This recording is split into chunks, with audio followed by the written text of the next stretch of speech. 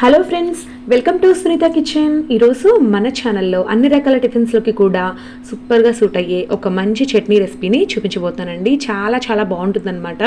దీన్ని తయారు చేసుకోవడం కూడా చాలా సులువు అండి. ముందుగా అయితే స్టవ్ వెలిగించి ఒక కడాయి పెట్టుకొని అందులోకి ఒక కప్పు పల్లీలను వేసి బాగా దూరగా వేయించుకోవాలన్నమాట.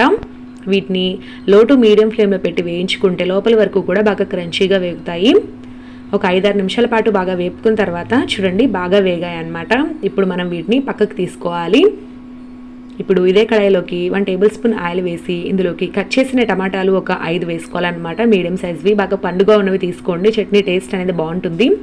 ఈ టమాటోలలోకి ఒక్క రెబ్బ చింతపండు వేసుకోండి, సరిపోతుంది. అంటే చిన్న ఉసిరికాయ సైజ్ అంతండి. అలాగే ఇందులోకి ఎండుమిర్చి తగినన్ని వేసుకోవాలి. నేను ఇక్కడ ఒక 10 దాకా వేస్తానండి.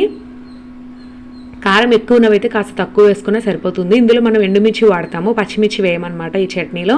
సో అందువల్ల టేస్ట్ చాలా బాగుంటుందండి. ఇప్పుడు ఈ మూడింటిని కూడా మనం మూత పెట్టేసి మధ్య మధ్యలో కలిగిపెట్టుకుంటూ 5-6 నిమిషాల పాటు కుక్ చేసుకోవాలి. అది కూడా లో టు మీడియం ఫ్లేమ్లో అండి. 5-6 నిమిషాల తర్వాత చూస్తే చాలా వరకు ఉడికిపోయాయండి. ఇప్పుడు ఇందులోకి 5-6 వెల్లుల్లి రెబ్బలు వేసి ఇంకొక 2-3 నిమిషాల పాటు ఇలాగే కుక్ చేసుకోండి. ఈ వాటర్ అంతా కూడా బాగా ఎగిరిపోయి టమాటోలు బాగా ఉడికిపోతాయి అన్నమాట. మధ్య మధ్యలో కలుపుకుంటూ ఉండాలి. ఒక 3-4 నిమిషాల తర్వాత చూస్తే టమాటా బాగా సాఫ్ట్గా ఉడికిపోయిందండి. ఇక స్టవ్ ఆపుకొని వీటిని బాగా చల్లారి పెట్టుకోవాలన్నమాట. ఇంగ్రీడియంట్స్ అన్నీ కూడా బాగా చల్లారిన తర్వాత మిక్సీ జార్లోకి ముందుగా వేయించుకున్న పల్లీలని పొట్టు తీసేసి వేసుకోండి. అలాగే ఇందులోకి గుప్పెడు పుట్నాల పప్పు కూడా వేసుకోవాలన్నమాట. పల్లీలు కాస్త ఎక్కువ ఉండాలండి. అంటే 1 కప్పు పల్లీలకి 1/2 కప్పు పుట్నాలు అయితే సరిపోతుందన్నమాట. సో ఈ విధంగా ఈ రెండింటిని కూడా మెత్తగా గ్రైండ్ చేసుకోవాలన్నమాట.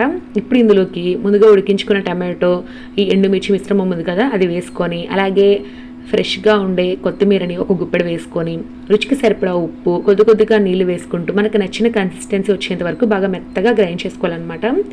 మరీ జారుడుగా కాకుండా కొంచెం తిక్కుగా గ్రైండ్ చేసుకోండి. ఈ చట్నీ చాలా బాగుంటుందండి. సో చూస్తున్నారు కదా, మనకి పర్ఫెక్ట్ కన్సిస్టెన్సీలో గ్రైండ్ అయింది. ఈ చట్నీని మిక్సింగ్ బౌల్లోకి తీసేసుకొని కొంచెం పోపు వేసి కలుపుకున్నట్లయితే ఎంతో రుచికరంగా ఉండే చట్నీ రెడీ అయిపోతుంది. నేను దీనికి పోపు సపరేట్గా చూపించట్లేదండి. 1 టీ స్పూన్ ఆయిల్లో పోపు దినుసులు, అలాగే ఎండుమిర్చి, కరివేపాకు వేసి తీసేసుకుంటే మనకి పోపు రెడీ అయిపోతుంది. ఇప్పుడైతే మీకు నచ్చిన టిఫిన్స్లోకి ఈ చట్నీని వేసుకొని ఎంజాయ్ చేయండి, చాలా బాగుంటుంది. నేనైతే ఇక్కడ ఇడ్లీతో చూపిస్తున్నానండి. సాఫ్ట్ ఇడ్లీ అలాగే ఈ చట్నీ సూపర్ కాంబినేషన్ అండి. అసలు తింటుంటే తినాలనిపిస్తుంది. ఇది ఇడ్లీలోకే కాదు, దోశ, వడ, పూరీలు, బోండాలు ఇలా దేంట్లోకైనా కూడా చాలా బాగుంటుంది. ఏ టిఫిన్ అయినా మనం బాగా ఎంజాయ్ చేయాలంటే దాంట్లో ఉండే చట్నీ కూడా చాలా ముఖ్యమన్నమాట. సో అలాంటి చట్నీలను ఇలాగా నేను చెప్పిన టిప్స్తో పాటించి తయారు చేసుకోండి, చాలా చాలా రుచికరంగా ఉంటుంది. సో చూసారు కదండి, ఈ వీడియో మీకు బాగా నచ్చినట్లయితే వీడియోని లైక్ చేసి మీ ఫ్రెండ్స్ అండ్ రిలేటివ్స్కి వీడియోని షేర్ చేయండి. Thank you for watching.